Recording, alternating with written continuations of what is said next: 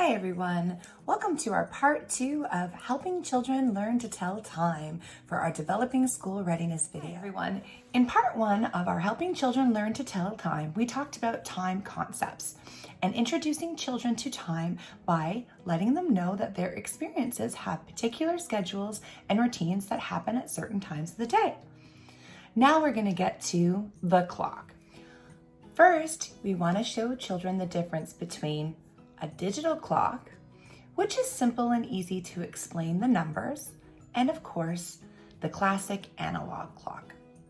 Now first, with teaching a digital clock, your children need to be aware and able to identify numbers, and of course the numbers 1 to 12.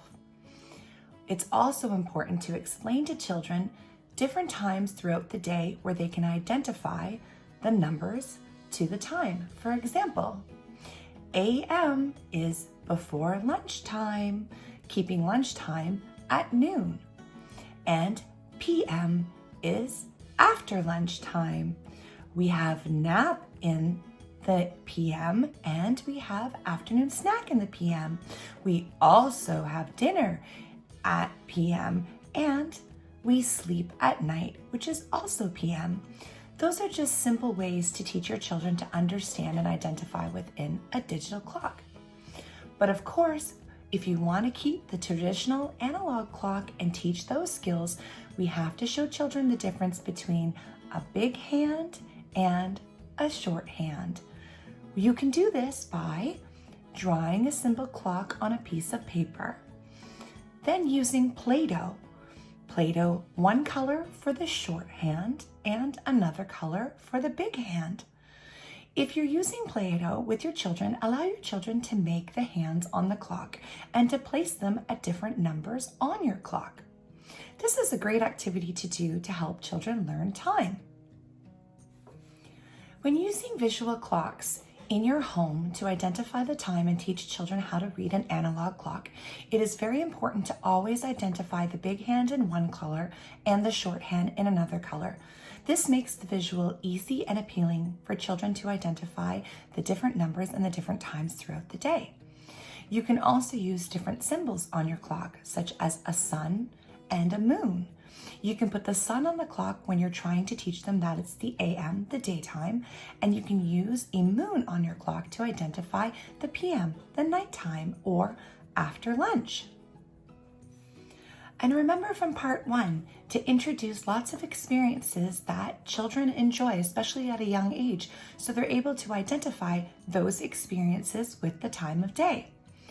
It is easy to use a digital schedule with the digital time to identify those different experiences. For example, writing 8 a.m., breakfast, and putting a visual symbol on that schedule.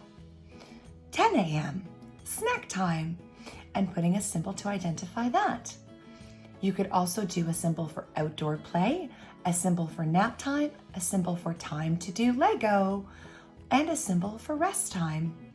You can use different symbols for sleep time and for nap time. That way a child is able to identify the full duration of night is for sleep time. Another great activity that you can do to reinforce time and make it a fun experience for your children is to play the classic game, What Time Is It, Mr. Wolf? Those are great ways to get your child to have a fun experience and relate to the time. You can use visuals to assist in this as well. So when you're asking the time, you can use an analog clock. You can put the hands where you want to.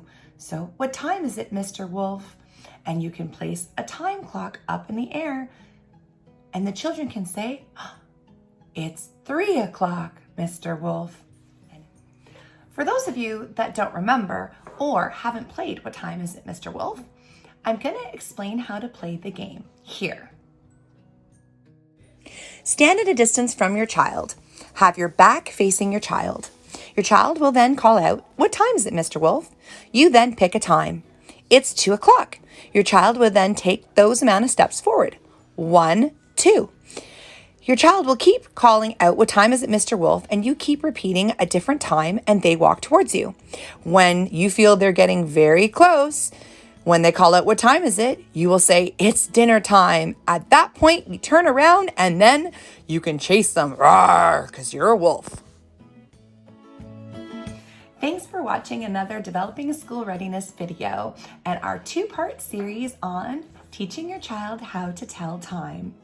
Hope to see you again soon. Have a wonderful day, be safe, and stay well. Bye.